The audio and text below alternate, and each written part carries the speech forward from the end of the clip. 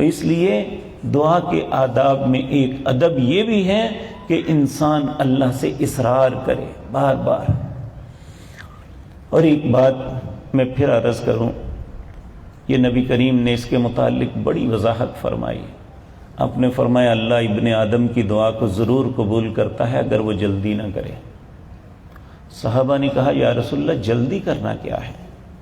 آپ نے فرمایا یہ کہ انسان دعا کرتا ہے تو آخر تھک کے کہتا ہے اللہ میری قبول ہی نہیں کرتا، دعا کو چھوڑ دیتا ہے۔ اللہ کو پتا ہے کہ کب کس کی دعا کو قبول کرنا ہے۔ ممکن ہے ہم جس چیز کی جلدی کر رہے ہیں ہمارے لیے وہ جلد بہتر نہ ہو۔ آپ دیکھیں اللہ کی اپنی شانیں ہیں، یہ بات ذہن میں رکھیں۔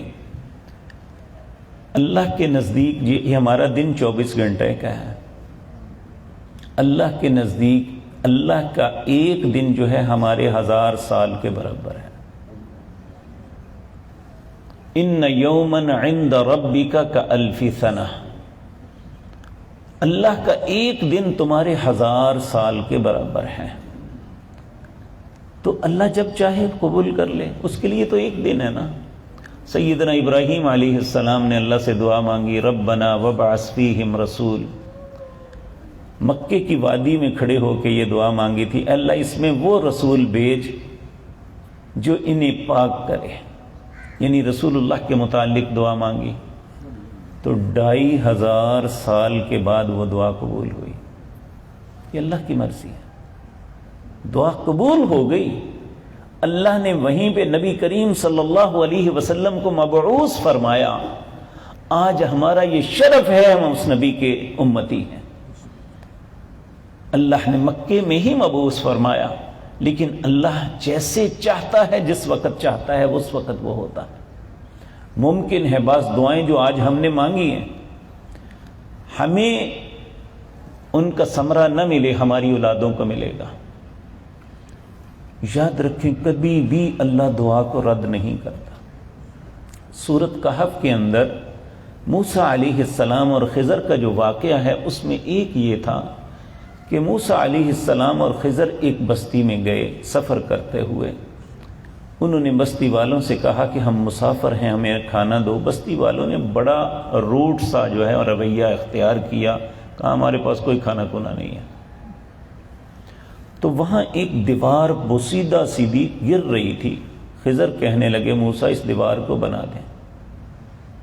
موسیٰ علیہ السلام کو بڑا تعجب ہوا کہ بستی والوں نے ہمیں کھانا نہیں دیا اور یہ کہتے ہیں بس دیوار ان کی بنا دو۔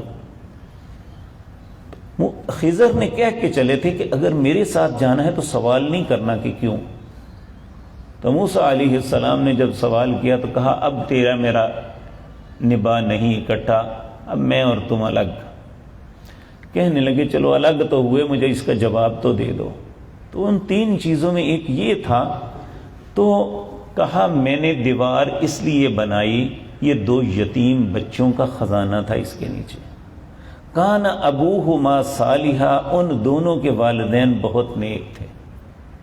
تو ماں باپ کی دعا مرنے کے بعد بھی بچوں کے ساتھ رہتی ہے، اس لیے ہمیشہ اپنے بچوں کے لیے بد دعا نہ کریں، کچھ بھی ہو جائے۔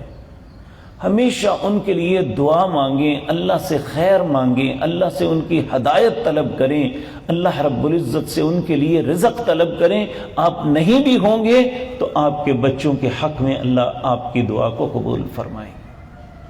تو اس لیے دعا کے آداب میں ایک ادب یہ ہے کہ انسان مستقل مزاجی کے ساتھ مانگے، اللہ سے کبھی مایوس نہ ہو۔ اللہ کو یہ بات بہت بری لگتی ہے کہ اس کی ذات سے کوئی مایوسی کا اظہار کرے۔ تو اللہ رب العزت ان آداب کو ملحوظ خاطر رکھ کے ہمیں دعائیں مانگنے کی توفیق عطا فرمائے۔ اسی طرح میرے پیارے بھائیوں، دعاؤں کے لیے کچھ وقت متعین ہے۔ دعا ہر وقت ہی اللہ قبول کرتے ہیں، لیکن کچھ وقت ایسے ہیں جو خاص ہیں۔ وہ کون سے ہیں؟ اللہ نے زندگی اور توفیق دی تو انشاءاللہ آپ کے سامنے عرض کروں گا۔ اقول قولی ھذا واستغفر